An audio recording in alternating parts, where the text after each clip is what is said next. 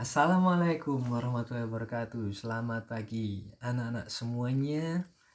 Kemarin kita sudah belajar di bab 4 tentang suhu. Kita sudah mencoba mengetahui tentang bagaimana caranya mengukur suhu, perbandingannya, alatnya, satuannya.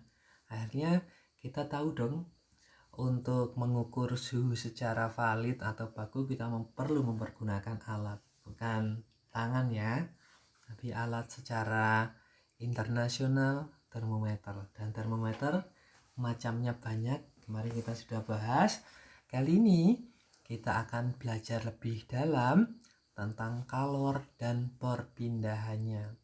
Apa itu kalor? Nah, kamu pasti sering dengar kata kalor. Di SD juga pernah ya. Nah, kemudian perpindahannya kalor juga perlu kita pelajari. Kalor itu bisa berpindah. Kita bisa melihat gambar di sebelah kanan itu apa ya? Itu gambar apa? Oke, kita akan berdetail di dalamnya. Ini. Kalor di situ yang perlu kita cermati ada kalor dan perubahan suhu benda, kalor dan perubahan wujudnya, ada asas di kalor namanya asas Black, pengaturan suhu tubuh pada manusia dan hewan memanfaatkan kalor ya, dan teknologi yang memanfaatkan konsep kalor. Kalor pada perubahan suhu benda itu biasanya kita simpulkan atau kita buat persamaan.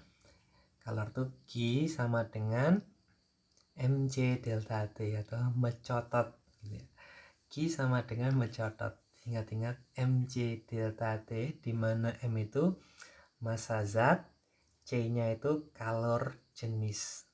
Jadi khas khusus ini tiap benda memiliki kalor jenis yang berbeda.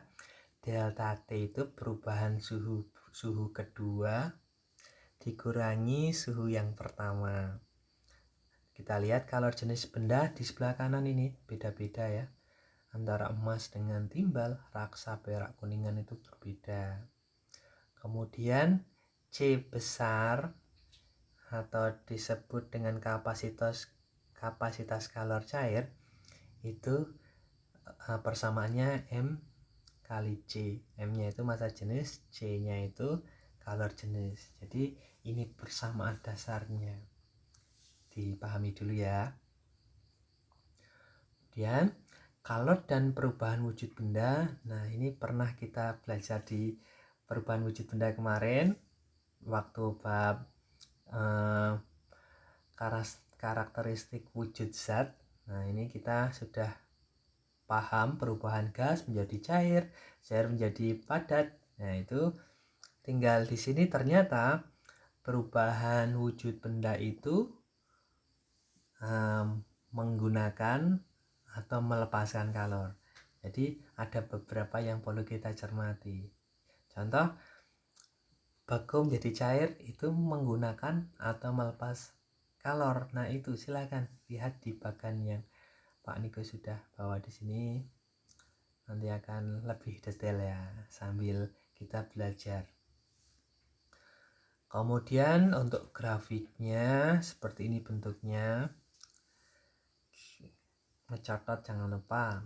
Tapi ingat, ada juga tidak hanya kalor dalam artian secara umum, tapi ada kalor lebur, ada kalor uap. Tinggal menyesuaikan apa yang dibutuhkan. Dan itu bisa dilihat pada grafik perubahan wujud air. Air mendidih di atas suhu berapa? 100 derajat Celcius. Berarti uap air antara di titik E ke atas, D ke E mendidih, E ke atas menguap. C ke D bentuknya air, A ke B itu es ya, B ke C mencair, C ke D itu air, D ke E mendidih, E ke up menguap. Seperti itu pada dasarnya pembacaan grafik ini.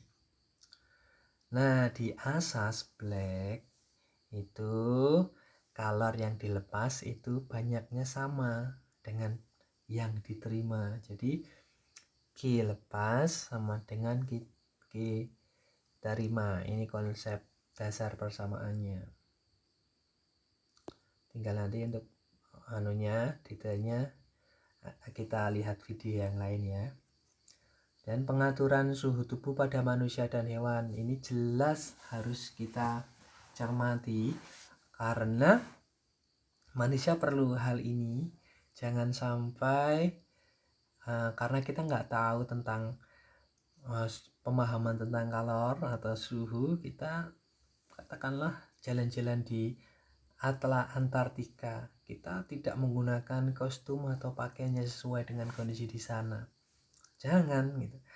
Makanya manusia perlu untuk belajar. Sini pembentukan panas tubuh, menggigil. Contohnya kalau secara fisiologi tubuh yang menggigil berarti dia sedang kedinginan. Itu sebenarnya adalah pembentukan panas. Kemudian justru ketika cuaca panas, tubuh akan dingin berkeringat karena untuk pendinginan seperti itu. Itu secara fisiologis. Kemudian teknologi yang memanfaatkan konsep kalor. Jadi kalor itu juga diterapkan di teknologi. Contohnya AC, air conditioner. Kemudian pot in pot, pot di dalam pot, itu juga memanfaatkan kalor ya. Untuk apa? Yaitu konsep menerima dan melepas.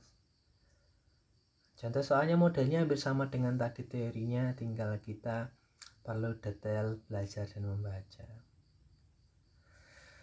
Kemudian perpindahan kalor. Jadi kalor itu juga berpindah.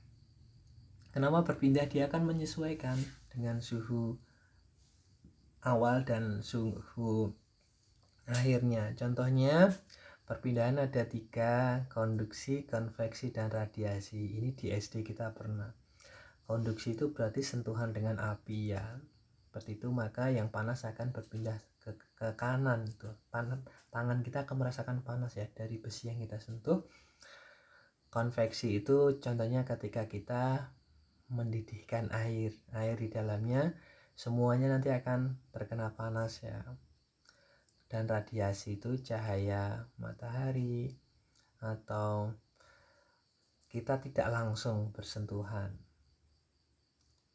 Oke, begitu. Setelah ini kita akan belajar di bab ke-6 tentang energi dan dalam sistem kehidupan. Terima kasih. Wassalamualaikum warahmatullahi wabarakatuh.